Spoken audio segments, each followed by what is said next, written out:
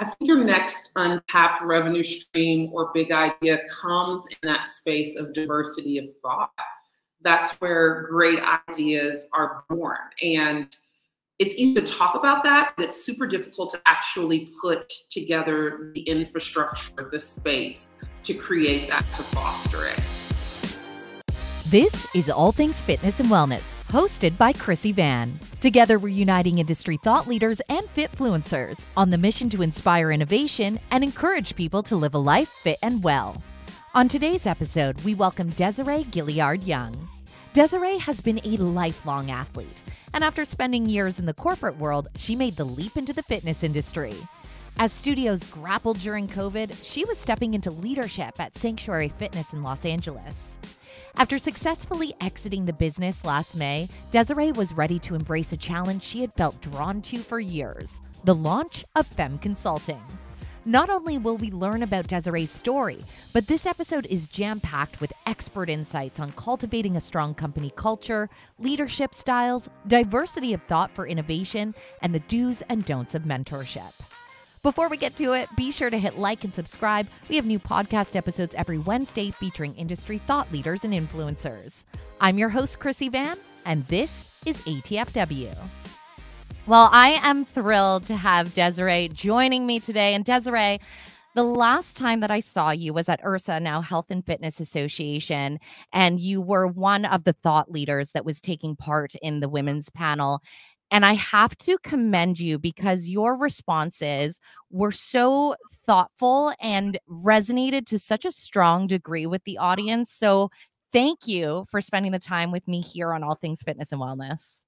No, absolutely. It's an honor and pleasure to be here, Krissy. I've been looking forward to this for, ever since we did the fly-in to DC last year. So very excited to have an opportunity to be on your platform, and I'm very much looking forward to us chatting like old girlfriends. Well, and on top of that, why I'm extra happy to have you is because what listeners may not realize is that you have been in the thick of this incredible life transition. So before we even dive into the history of your story, tell me about Femme Consulting Corp. What is it and why did you bring it to life? I feel like the greatest opportunities or ideas come from stressful situations or necessity. And so if I think about my journey to Femme Consulting, it was a long one. As you know, my background is in corporate. I spent 12 years in the corporate space working for various Fortune 100 companies, AT&T, ADP, the list goes on. And so I would say the first nudge happened around the time that I was in grad school. So would have been 2017, 2018. I had this idea. I knew I was a go-to person or resource for a lot of the people in my cohort that were looking for career advice or how to manage complex workforce or employee situations, being able to manage certain challenges that they were having with their business in certain departments, their job search process. And I was like, okay, I seem to be the landing spot for a lot of these questions and who people are fielding these questions to. So that was, I would say, the first nudge. And I was so comfortable in corporate, so just bought into the Kool-Aid and the ideology if that was going to be my path professionally and where I retired, that I just put the idea on the back burner. And it was something that I started to work on paper with getting all the paperwork filed and making it an official business. But aside from that, I didn't really do anything with it. And then the second nudge came from when I had the opportunity to speak with BFS at last year's Health and Fitness Association conference, formerly known as IHRSA. And I just really enjoyed being able to share my experiences, my failures, my knowledge. I was on a panel. We were talking about HR challenges and workforce and culture and diversity, and something lit up inside of me. I was like, okay, I feel like this is something that I should be paying more attention to, should be doing. It was just the nudge from the universe that I needed to finally just start. I hadn't seen anyone in the industry, aside from Lady Santos and the great work that she's doing from an HR perspective, I hadn't seen anyone in our industry that had the background or the knowledge on the business side. And so that was the second nudge to say, okay, something inside of me was lighting up. You clearly enjoy this work. People have a need. There's a need in the market. Why not explore that? And then lastly was the hard push. And so Sanctuary started in 2016 officially on paper in terms of conceptualizing. We sold our business to a VC firm called FitLab last year, May of last year.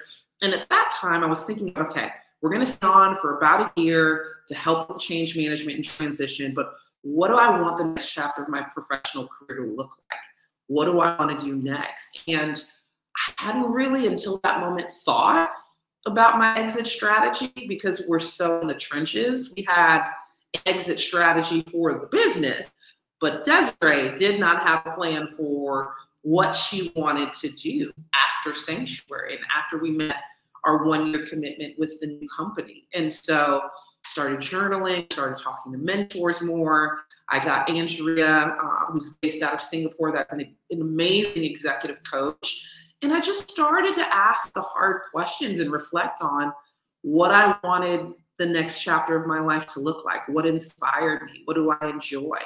And all of that idea generation brought me back to that consulting business that I had started but hadn't fully finished yet. It was an idea and a passion that had stemmed from something that was planted as a seed all the way back in 2017. And to know me is to know that I'm very much a type A personality. And so I had to get over having all of the ducks in a row, having everything perfect and finalized before I started. Like that first hurdle of just starting, even if you're building the plane as you're going and doing sprint type iteration when it comes to development, I had to just start. I had to just start somewhere.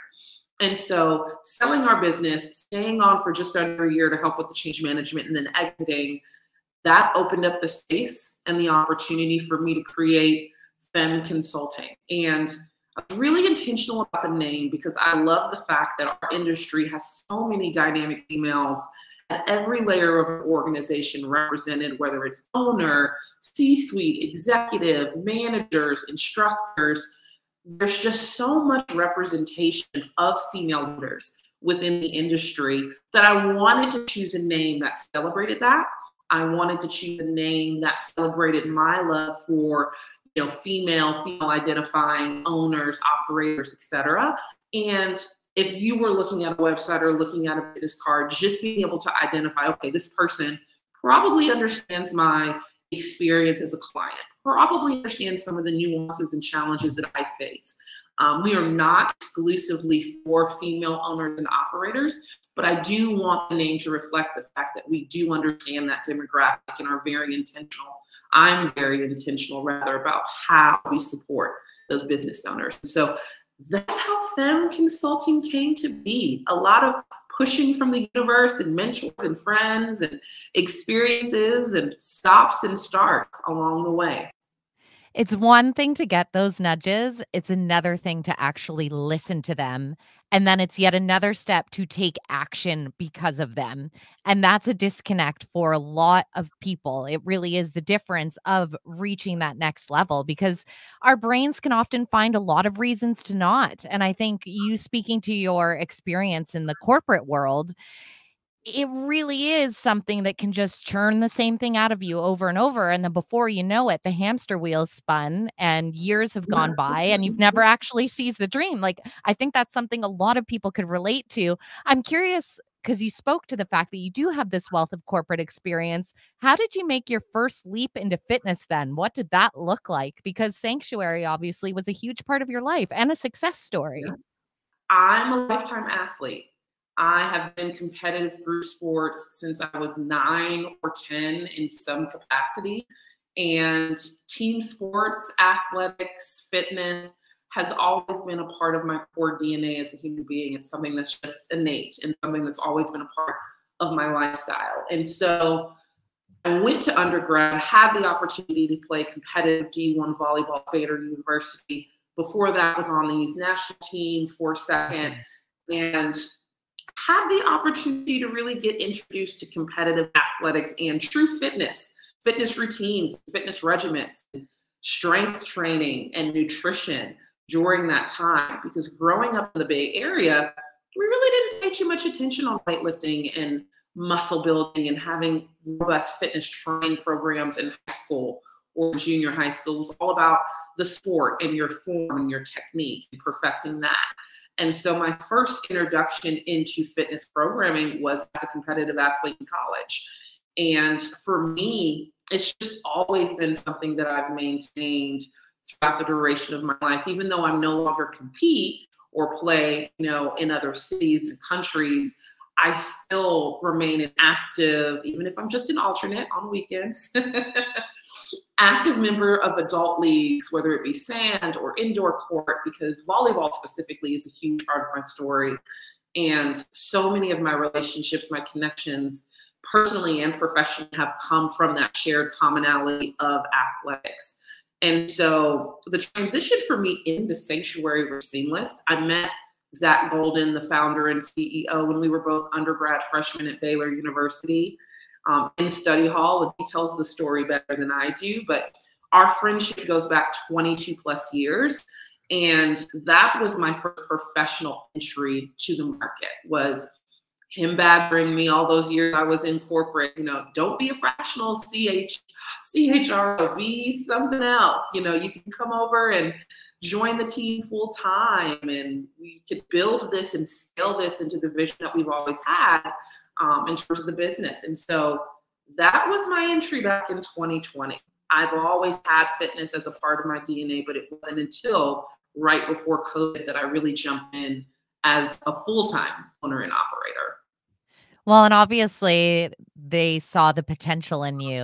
I think that anyone that, whether it's through athletics or just for myself, I was a professional bench warmer. I tried for everything. I collected participation ribbons like a champ. But once I discovered the gym, I was like, that's my sport. And it's the same thing, like whether it's athletics or doing it in a fitness space, it gives us this evidence that we can do hard things, the mental resilience that comes with it. And all of those things can be applied to business, those same levels of consistency. And so I think it does really elevate our potential when that is a fabric of who we are and our foundation from the get-go. Obviously, you exit, you're doing your consulting now, and I'm sure your expertise really, you probably hear a lot of the same questions all of the time, but I think that's why they're important to reiterate. So I did some sleuthing on your LinkedIn page, and I know that diversity of thought is something that you speak to a lot when it comes to innovation. So can you explain why that's important to cultivate? And for those maybe that haven't entertained it, what exactly the root of that means?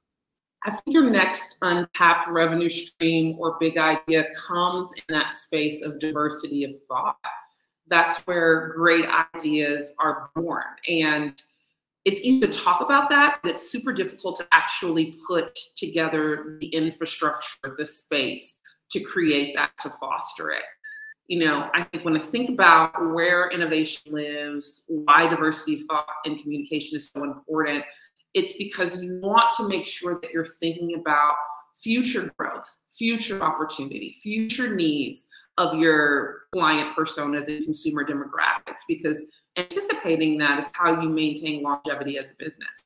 And so, one of the things that I really pride myself in as a leader is creating environments to cultivate that diversity of thought and that innovation. So what does that look like tangibly?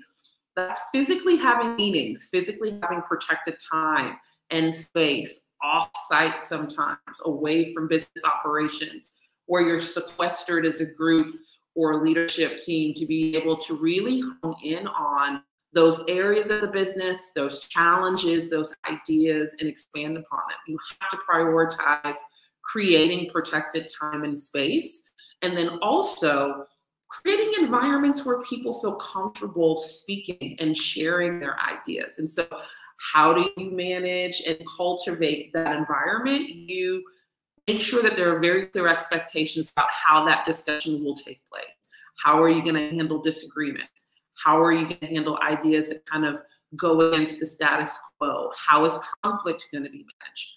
Are we active listening? Are we speaking more than we're listening? Are we asking thoughtful questions to get the conversation started?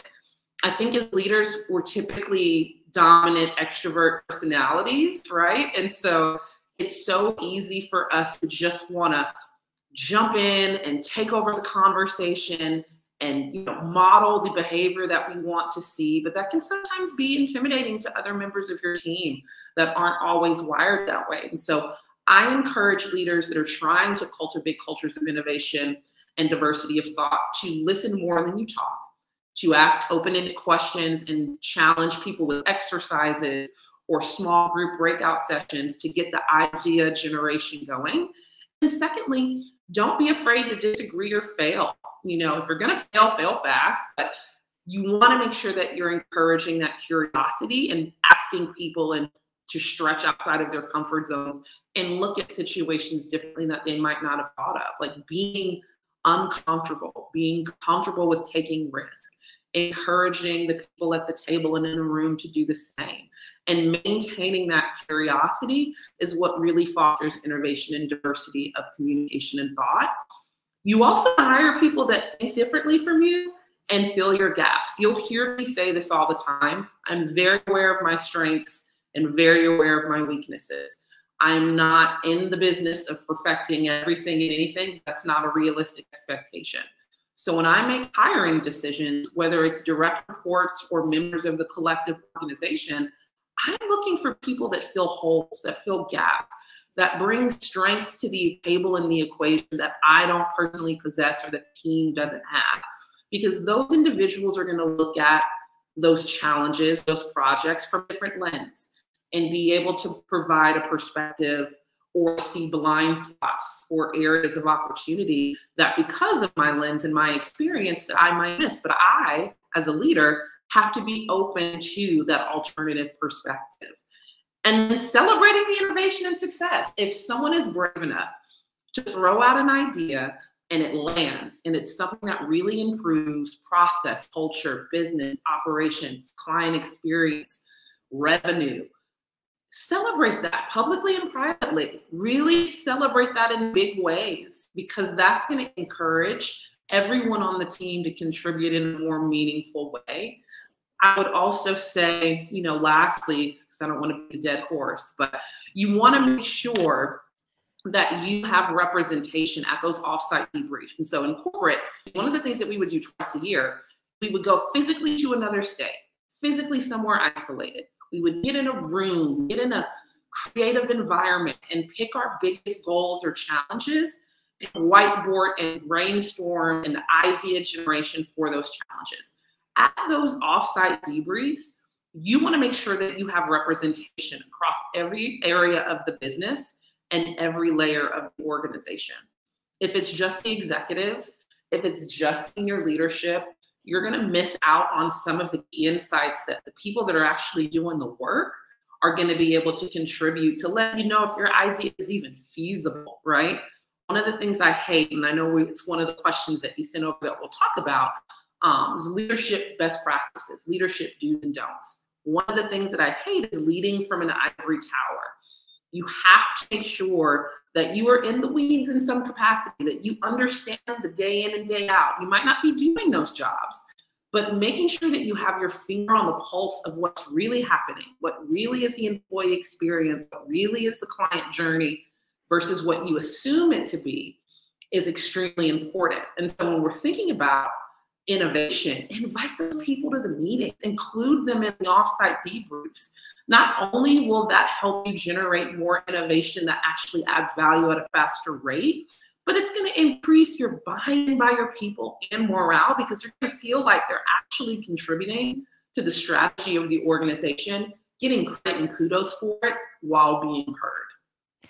I actually love that you include that morale component, because I also escaped from corporate. And I use that. Yeah, I was going to say, I use that word with so much intention because it's exactly what it felt like. You were a little bit shackled, and it was because I did have experience in an organization that had that kind of ivory tower model. And ultimately, that's why I say when you say morale, there's so much value in highlighting that, because truthfully, you could feel it. And the thing is, it's kind of like, I know that we're all don't want to talk about viruses after what we went through with the pandemic, but it is like having a virus because it spreads. And before you know it, it's gets infected through the team and you collectively can feel it. There's breakdowns in communication. And I just think it's such an ineffective way to operate. But because of the way the morale was, it also didn't feel like a safe space to vocalize ideas. So one of the things you highlighted there was the fact that when these curiosity conversations happen, sometimes you may not see eye to eye. So how do you keep it a safe space for idea generation if things, for example, aren't exactly landing on the same page for everyone at the table? That's such a good question. How do you stay honest to needs of the business, right? And what you know is or is not feasible. And it's difficult. If you're a director or above, there's going to be strategy and information in terms of the long and short-term goals of the company that you're privy to that your team will never understand. Right. And even if you shared every nuance, they probably still wouldn't get the gravity or the capacity of that. And so there's a certain weight that we hold in knowing that if I'm saying not right now or no to an idea that you're probably passionate about, 9 times out of 10 is for a reason that you may or may not be privy to, and you have to trust. And so when I think about idea generation and innovation and communication in general, building a strong team dynamic, one, you want to make sure that there's open and honest and primarily transparent conversation consistently. If I know that I can show up to a meeting with my ideas, data support, my creativity, and present that in a way that is clear and concise and it's going to be received and heard, that establishes trust. And trust over time builds the strongest team dynamic organically versus it's being something that you have to force and consistently talk about. It just happens innately.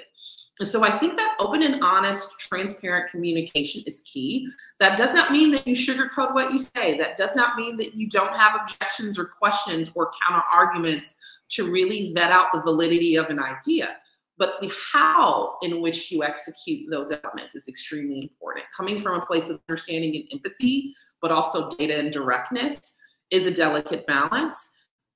We also want to be mindful of, and we talked about this a little bit earlier, but when conflict arises, when you have disagreements and differences of opinion, how you manage that in the moment and the words that are used, extremely important. You want to make sure that you validate the person's perspective, but also talk through the disagreement, determine a path forward. And the equation is one of the books and authors that I love, as you know, is Kim Scott, Radical Candor. I feel like you should send me residuals with the amount of books that I've bought in time. Like, are you listening? Hook her up.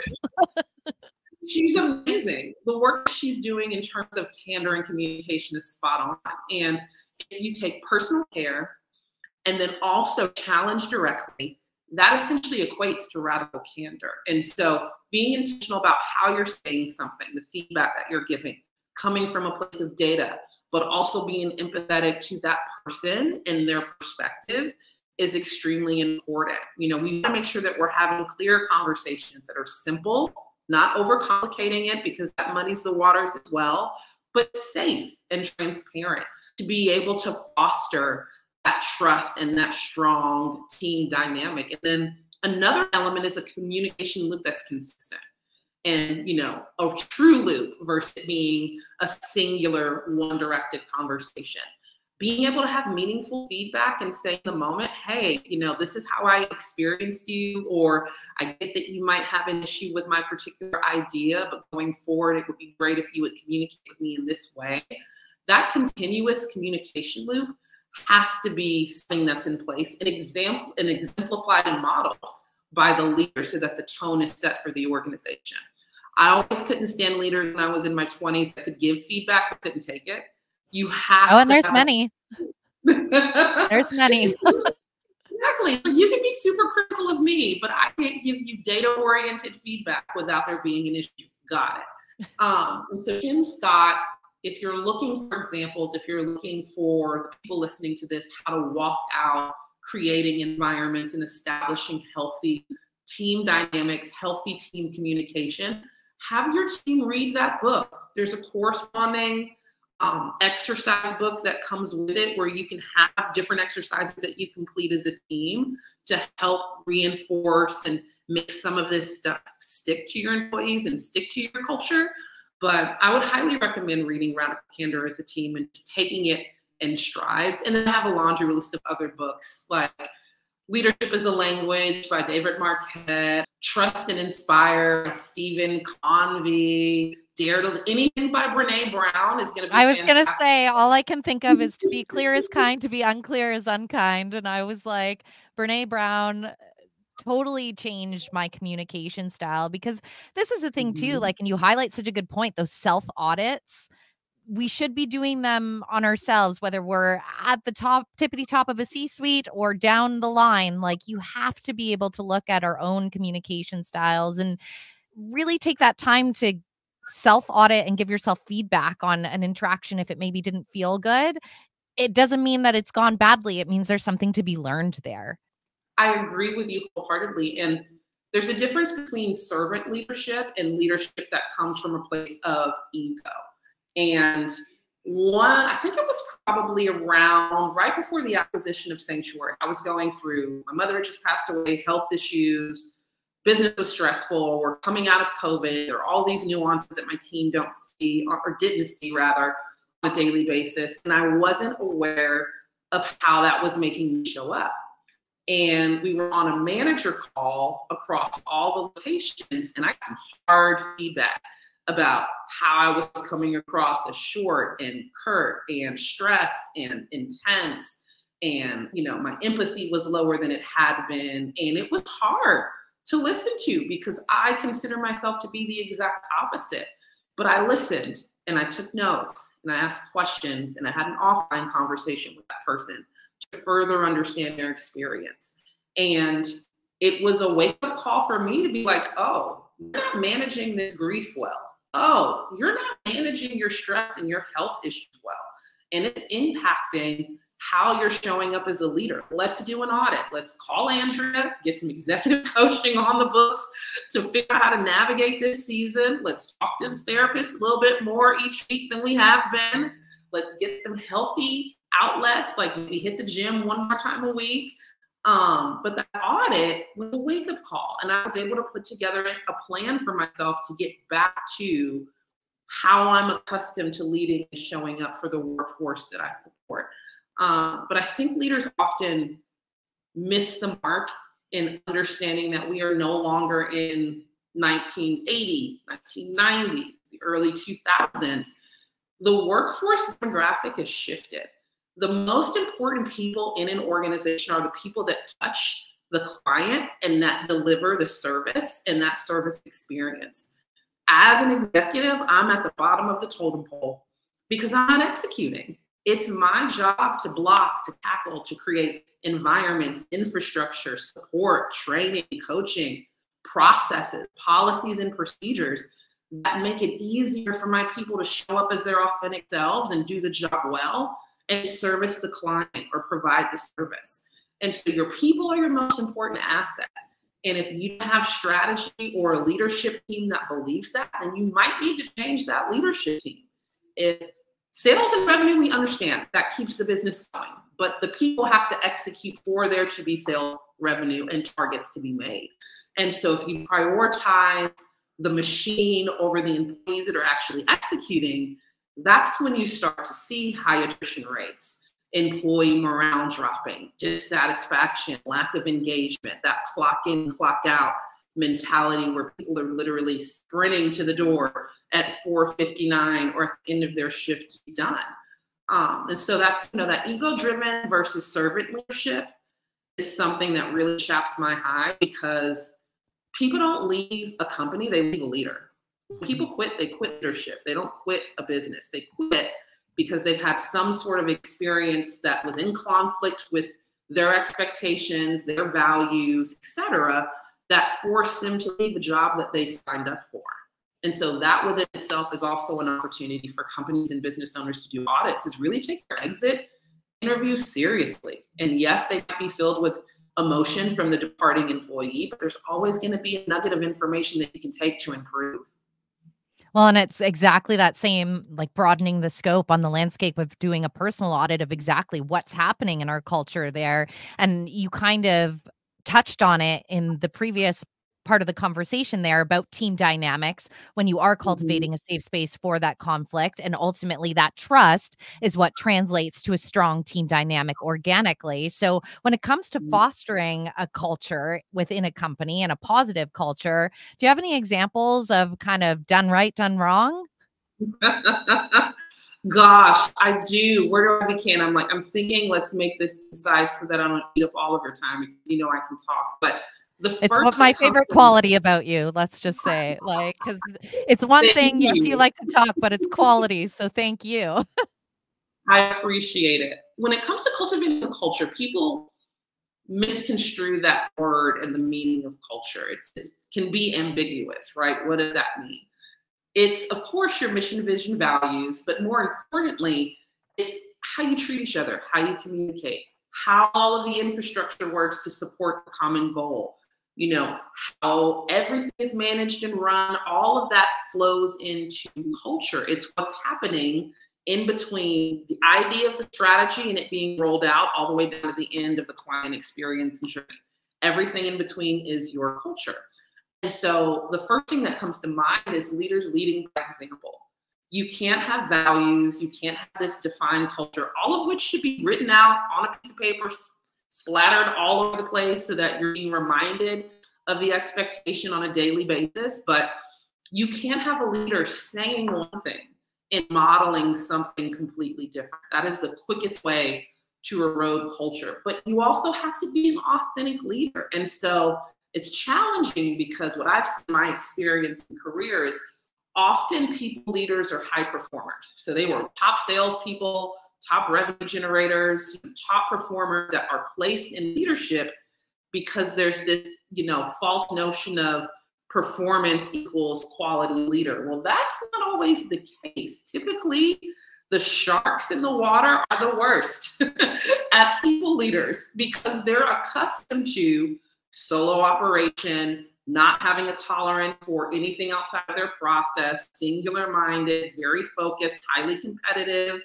And so, that's another tangent that I'm going on. Aside from leading by example, making sure that you're putting leaders in leadership roles, not high performers in leadership roles, and then supporting them as new managers or existing to ensure that they are set up for success. And you also want to prioritize, second point for cultivating a positive culture or healthy culture in a company that's thriving, you want to prioritize employee well-being. You want to prioritize servant leadership, putting small infrastructure and process in place to say, prime example, we're not going to be open on the 4th of July. We're not going to be open on Christmas Day.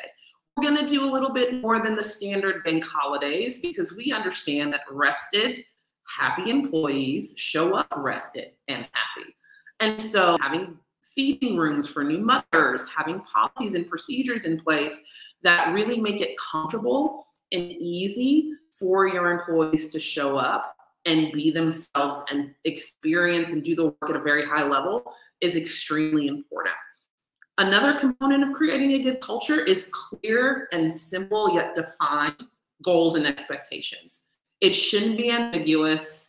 It shouldn't be a range. You should have very specific objectives, very specific KPIs, OKRs, whatever you want to refer to them as, very specific behavioral and performance expectations that are defined on paper so that if anyone ever questions what the expectation is, they can reference that. If you're in your weekly or your bi-weekly one-on-ones, you can use that as a coaching guide to reference, to reinforce that expectation. I often think that as leaders, especially within the fitness industry, we fail to document those things. We fail to define those things and put thought behind it. And it ends up being something that negatively impacts your ability to manage your workforce effectively. You also want to value continuous learning.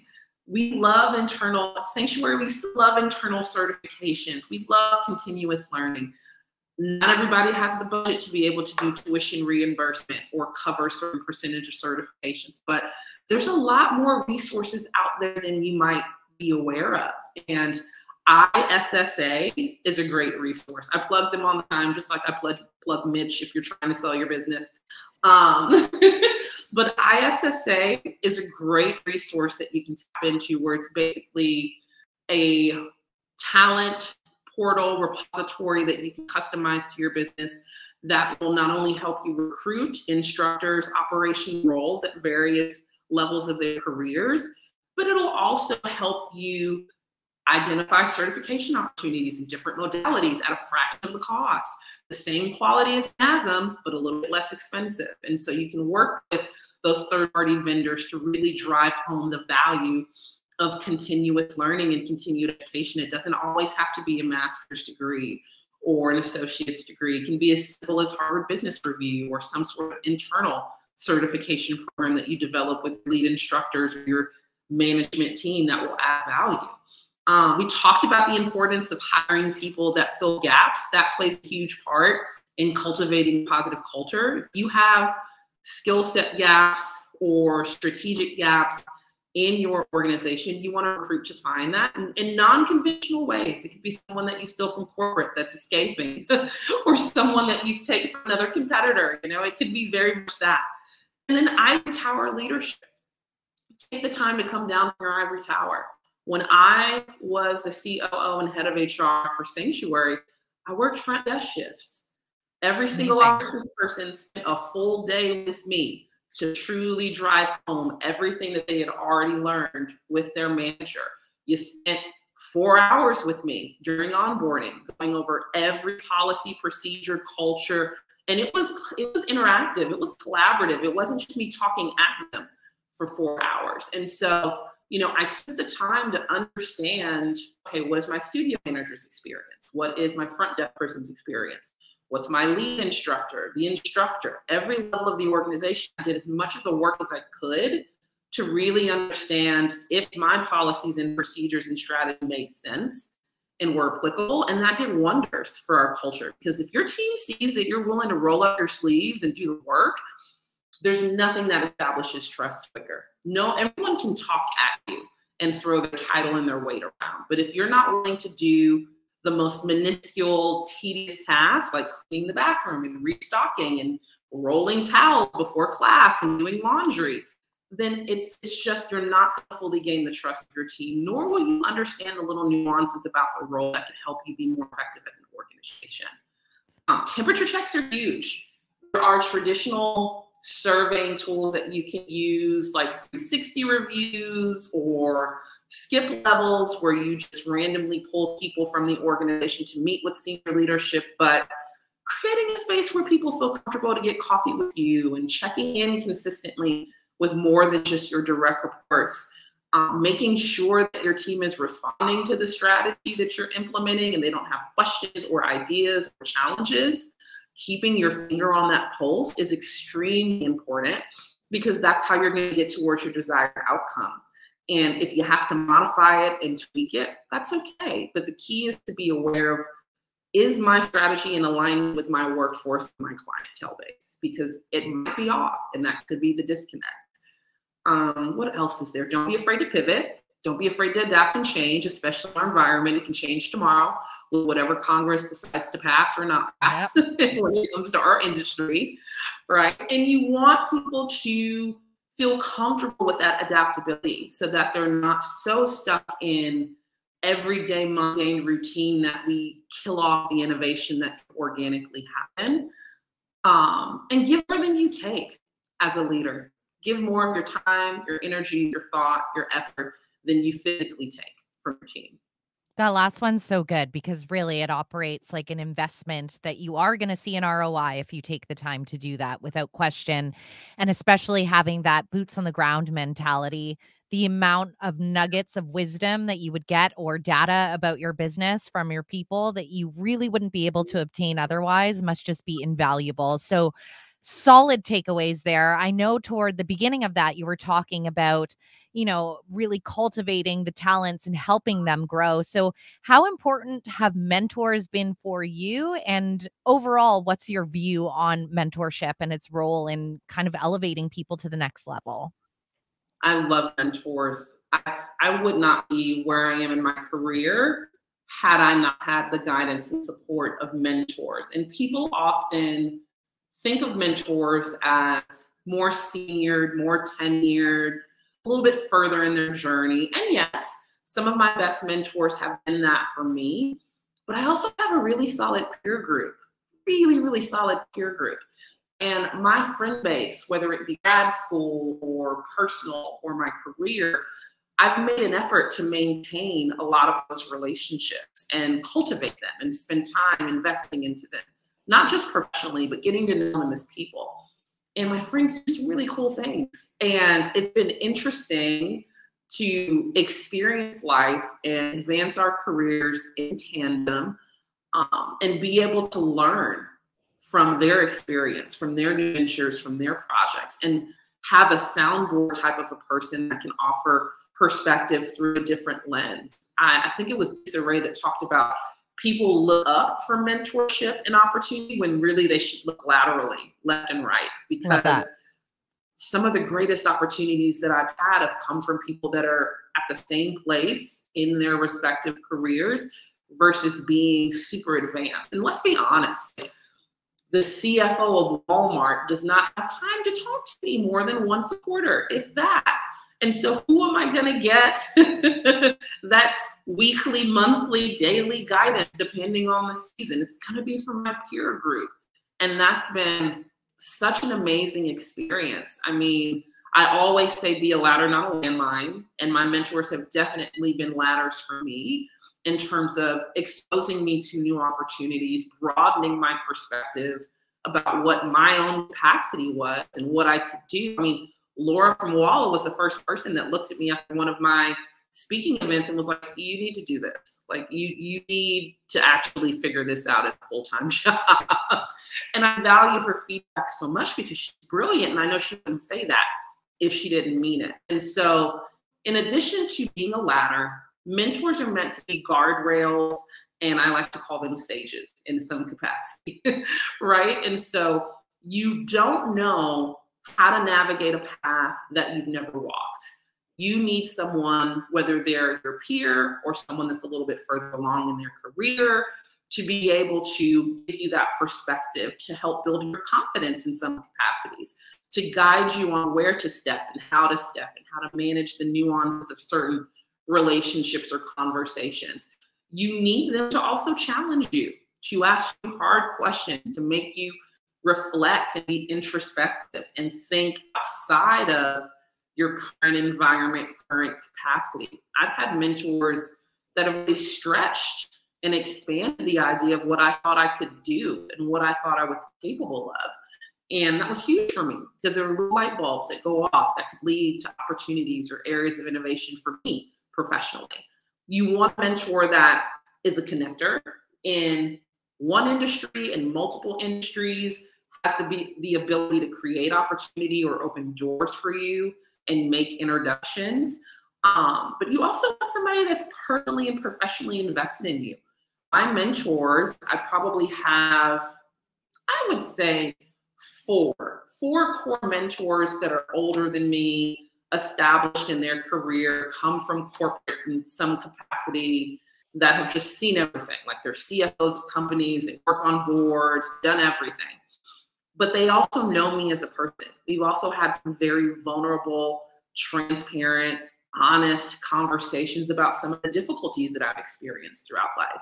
And they're present with me and they sit in me with that. And so it's not just all business. They genuinely care about Desiree the person. And that's hard to find. It does exist, but it's, it takes work to find and cultivate.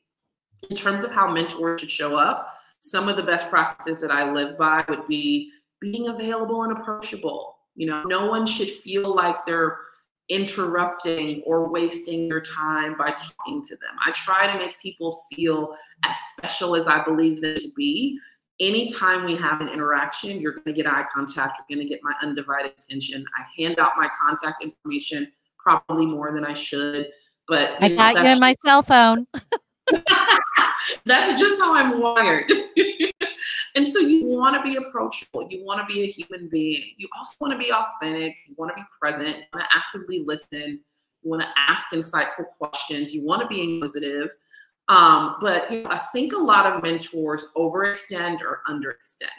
And so really being honest about what you can and can't support in certain seasons of your business, of your life, is extremely important. Like I have a mentor that's based in the Bay Area. She works for a tech firm and her kids are like transitioning. Some are home, some are going off to college. She's doing so much right now in this season. She's like, listen, I'm probably good for about 3 conversations this year and some text messages.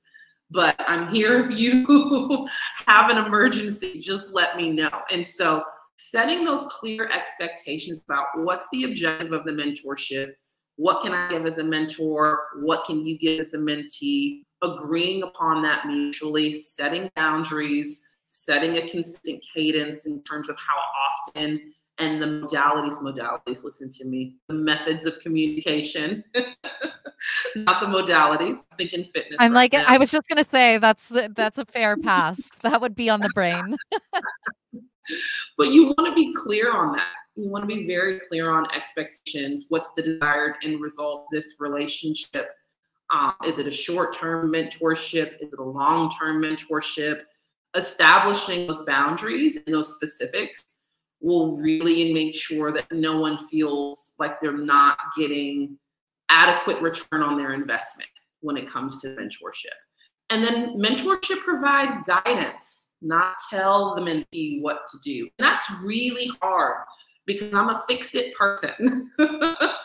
But you want to give the mentee the opportunity to come to solutions organically on their own, because that process is what builds the experience and the knowledge. Now, if they're about to step off of a cliff, definitely warn them and give them some sort of a solution. But my mentors always just ask me the most thoughtful questions. And half the time, I'm like, you know what? I don't have an answer for that right now, but I'm going to write it down and I'll call you in a couple of weeks and we'll talk through it. And it gives me something personally to work on while I'm in those in-between periods between our last conversation and our next one. I'm a huge assignments girl. And so I think it's important to also charge your mentees with homework assignments and things to read as well. Well, and you've already mentored all of us that are listening with your amazing book list. So I appreciate that so much. But I actually, what you said there lands with me so much. And I like that you highlighted not just professionally, but personally. Like even it was just around before COVID that I had taken up a new hobby and all these new characters got invited into my life. And it's hard sometimes to make friends in your adult life. I mean, for me, I'm a really big extrovert, so I'm encountering people all the time, but I'm talking about those deep relationships and people that challenge you and will tell you honestly your blind spots, and the amount of value and the exchange of energy and ideas that have happened in that space have been profound in my professional life and my personal. And then same when it goes to finding the right mentors that exactly that aren't just kind of talking at you and telling you what they would do, because that is a little bit ego driven if you are having that type of advice come your way, but giving you the space to show that there is expansion that is possible and guiding you or being the bumpers as needed to help you seize that. So I think so much value in what you said there to kind of round out our conversation, because honestly, Desiree, I could pick your brain forever. I just love how you deliver information, and I'm so excited that you are going on this consulting venture because it's truly what you're meant to do. But what would be kind of your lasting nugget of wisdom for those that are listening that are aspiring to be future leaders? What's something they could really hold on to? Ooh, one thing, you know, I struggle with one thing. That's fair. There's no rules here. I would just say, if you are looking to be a more present and impactful leader, be a continuous learner. That's the hugest thing. I am always asking questions. I am always soliciting feedback. I'm always reading something. I just masterclass has been listening to my conversations via my phone on Instagram ads and started targeting me. So now I've signed up for a masterclass. They always find you. So now it's just, you know, information from multiple sources, from people, from different websites, from different apps, from different news periodicals, go to conferences and learn. If you have the budget and capacity, get certified. I'm a huge fan of continuous learning and staying current on the direction of my industry or the industries I support, because it keeps my brain sharp. And all of that information is going to factor into not only the advice that I give potential consulting clients, but also how I show up as a leader. I'm constantly taking best practices. And leadership is a journey. Anyone that tells you that they have it all figured out is lying to you and themselves. You are constantly learning and tweaking and adjusting, because the people that you manage are constantly learning and growing and adjusting as well. And so being patient and kind and truly trusting that this is a process and a journey, not a quick sprint, and taking it in stages and iterations and appreciating the journey along the way is really important. But if you're not in leadership you're not called to it because you see a need and you have a passion to serve, then you probably should be doing something else, or just keep it high level. I don't touch the employee demographic and I'm strategy only, which is fine. There are needs for that. But true people leadership, you have to be called to it. You have to be passionate about it. Desiree, I am so appreciative of your time today. You have this wealth of expertise, and I really admire people that are so willing to share that knowledge. And huge congratulations for you to get nudge number 1, nudge number 2, and then the final one where you're like, this is happening, because it is much easier said than done. So big kudos to you on this new adventure. Thank you. Thank you so much. I really appreciate this time and your attention to detail and the way that you manage the conversation and the nature of your questions. It's very, very, very evident that you're passionate about this. And I appreciate the time to spend with you in these environments. It's always a pleasure. You've just listened to the All Things Fitness and Wellness podcast, hosted by Krissy Vann. This episode was brought to you by Fitness World, your fitness, your way. Be sure to hit like and subscribe. We have new podcast episodes weekly featuring industry insiders and influencers. Together, we're on a mission for everyone to live a life fit and well.